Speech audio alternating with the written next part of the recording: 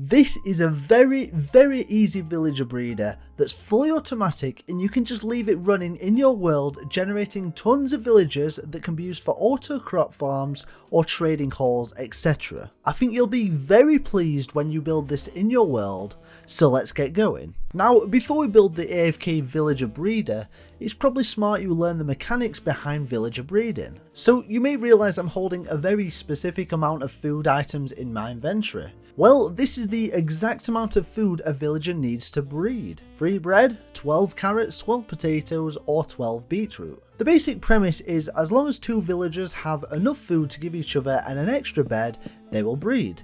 And it works on 2 different breeding mechanics, willingness and availability. So villagers will tend to breed more the more food you give them, and also trading will increase their willingness. And availability is if there are extra houses plus extra food plus extra beds, the villagers will naturally breed. Oh, by the way, if you've learned something new or liking the video so far, make sure to subscribe. So now that I've taught you everything you need to know about villager breeding, let me show you how to build an actual villager breeder. So before we start, these are all the items you'll need. You'll need 64 building blocks, you'll need 4 slabs, you'll need a hopper, you'll need 16 scaffolding, a lever, redstone dust, an oak fence, 12 glass, 2 chests, 1 dispenser, some powered rails, a detector rail, a whole bunch of minecarts, probably 64 to 128 bread, 2 villagers minimum, 4 beds, 4 carpet and 4 trapdoors, and then once you've got this, you are ready to build the villager breeder. So the first step is actually find a good location for your villager breeder. I'm building it in this village just like this. I'm going to place a glass block down and then 3 more surrounding it in a square, and then I'm going to make this 3 tall on every single side, and that should be your 12 glass used up. So once you've done that, you want to place a slab on top of every single glass block until you've used all your 4 slabs. And then you can go ahead and place an oak fence down in the middle, but you want to make sure you place it on the slabs and not on the glass down below so it connects. Then you want to go ahead and place your beds down. You want to look to your right and place a bed, and then follow around in the pattern to make a nice square of beds. So when you're doing this, you want to make sure the pillow is actually on the corner block of this build. You want to make sure it's not on top of a slab. So as you can see here, the pillow is on the corner of every single block. Now you want to go and place your trapdoors down in the center of every single bed, facing the middle. You've got to ensure you are facing the middle when you place every single trapdoor, and you're just going to go around in a square like we've done before in every single one and place them. And like I said, you want to make sure it's facing to the center, so it should open and close in this direction for every single one. Now once you've done this, you can place your carpet in the corner of each side, and this will be all 4 of your carpet used, and this is ultimately what your design should look like at the moment. And when you've built that, we need to build the underneath railway and redstone part. So we just want to dig out a nice little area for you to actually place some rails and some redstone. Now I want my build to face to the left right now, so I want my railway to come outside the left hand side. So I'm going to build exactly where I'm building right here and dig out these blocks. So you want to temporarily get rid of this glass here and replace this for a rail, and you want to make sure there's a 2 block gap, and then you can make sort of like this V railway design just like this. You want to make sure it's going down in the center, and this is exactly what it looks like. Then you want to dig out these blocks here, and whatever you do, make sure you don't hurt the pussycat. Just get rid of these blocks, and you want 2 more rails down here, but you want to make sure that the second rail you place down actually faces up at an angle like this. And if you have achieved this, then you can go ahead and remove this rail up top, and then you can go and replace the glass that you actually just broke. And that is our rail system right there. It looks a little bit complex, but as long as you follow the steps, it's really easy. And obviously you can just build this railway line all the way out to wherever you want to take the villagers, and you can actually remove this one and just throw a detector rail there to power even more rails in the distance. Now you want to remove this block here and the one to the right, and you can place a dispenser in that slot. And then once you've done that, you can head round the back, and we are going to break this block here so that we can connect a hopper to that dispenser. So break another block there, place the hopper, and we're going to just place a double chest on top of this. And with this double chest, we can actually just fill it completely with minecarts.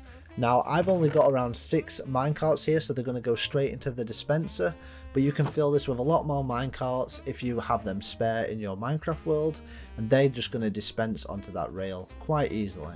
Now you want to remove this block here and remove the block underneath the glass, place redstone on this block here, and then re-replace the block that you've just broke, and that is where your lever will live. And basically when you flick the lever, a minecart will be dispensed out and pick up a villager, hopefully. And yeah, that's just how the system works. So I can put the minecart back into the chest, it'll go through the hopper into the dispenser and be ready to work in. So for this part, you can use any building block to get up. You can use ladders if you want, but I'm going to use scaffolding just because it's easier. And we're basically just going to spawn 2 villagers into this location here. You just want to push the villager to the side and place another one. And we have our 2 villagers up here. Now, obviously the villagers don't naturally spawn up here if you're not in creative like I've just been and got a spawn egg. So the way you can do it is actually build a little pathway up and then use rails to actually get a villager into a minecart and then send him up top. And then what you can do is literally just push the villager into the hole and break the minecart. And I'm going to show you a technique here that I used in a second, but all you have to do, put your powered rails down and then take it to the location of wherever you've got a villager trapped in a minecart, push him up top, break the minecart, and then shove him into the hole if you can, and all you need is 2 villagers.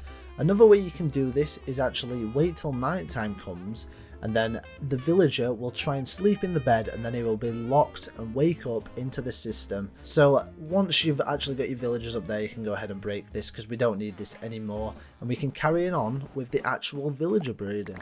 So a lot of people make the mistake of throwing the food and the bread into the hole, which falls down sometimes because of the fence below. So I like to throw it off just to the side, it'll bounce because of the carpet, but as you can see the villager's picking it up. So you can go ahead and throw the full stack just like this, and the villagers should pick it up and start trading them with each other and giving each other bread.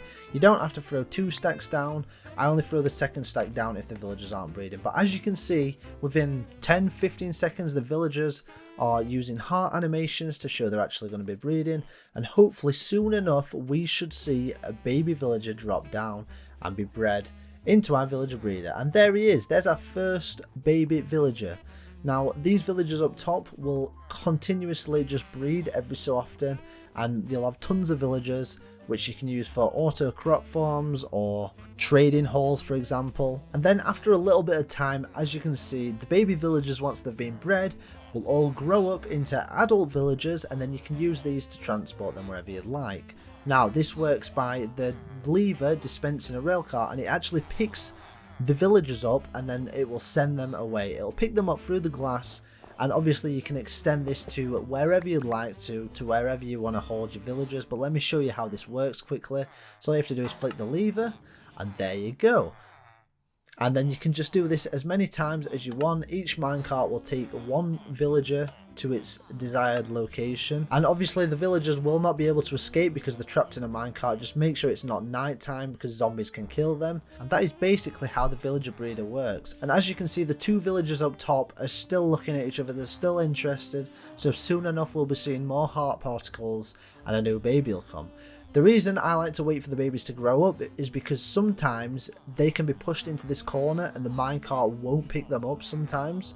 So it's much more efficient if you actually just wait for the babies to grow up into adults.